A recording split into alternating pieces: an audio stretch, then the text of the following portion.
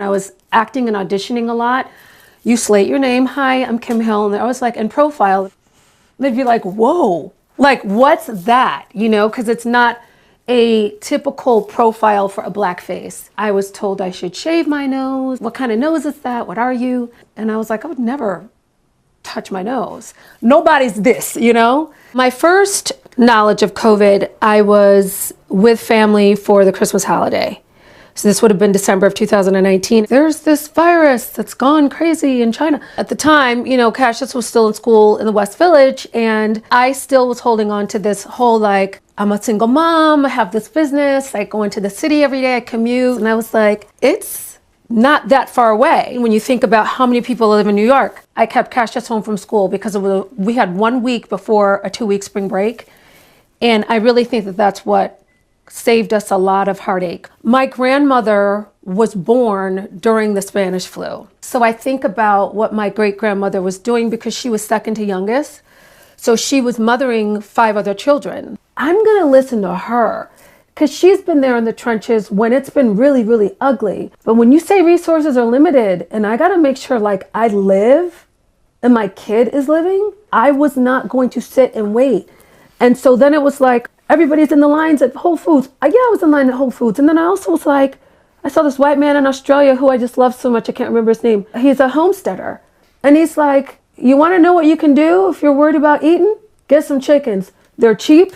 And you don't kill a chicken and get 1 meal. You keep a chicken and you have eggs for life. And I was like, Cassius, we're getting chickens. I still had my store at the time in Brooklyn, Radical Women.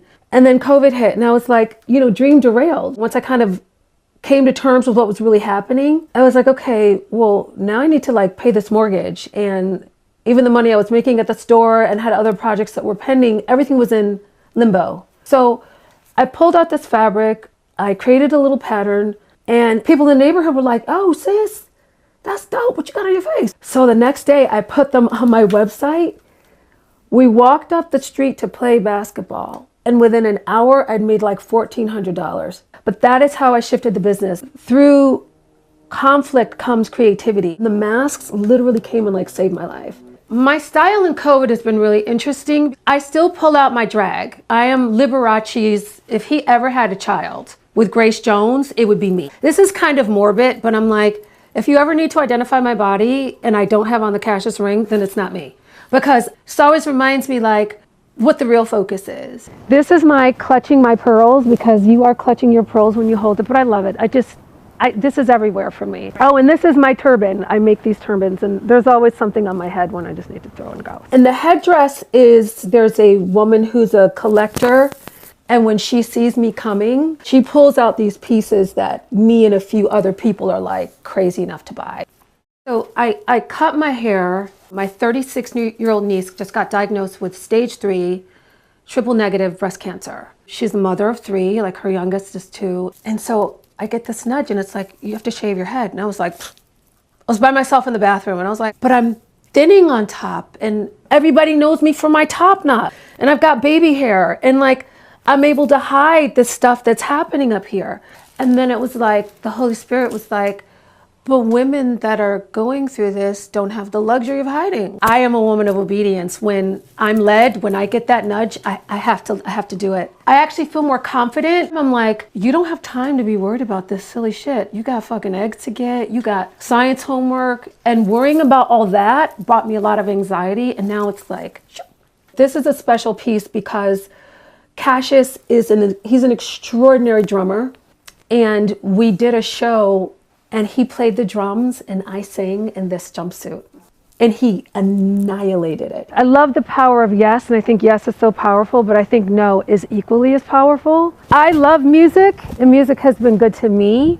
It's what the music industry has done. My younger self was like borderline obsessed with getting a record deal. And when I met my old band, which is the Black Eyed Peas, we were young and hungry. And at that time, there was one way to get to the people, and that was through a label. You knew that there were some sacrifices that you'd have to make, but what you don't realize is that like the sacrifice of the spirit. That guy sits at a table and tells me to slide down a car naked with some Crisco on my ass.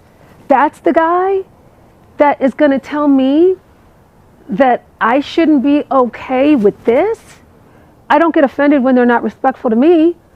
I just get to walk out of the room. When it's out there that you're difficult as a Black woman, it's like career suicide. I know what happened when I was like, you want me to do what? It was like, hey, yeah, that Kim Hill, she's difficult. It's like a key word, and you're Black and you're young and you're attractive. It's like, you need to shut up and be grateful you're a size 4, and we're gonna let you sing this hook. So then you go home, or you spend time with your family, and Humpty Dumpty gets put back together again. And I was like, I'm not gonna keep doing that to myself. Let me tell you something, and I say this with full compassion and very carefully, because people of like 2020 is the worst, and it has been devastating. However, this awakening has been like what I've been praying for.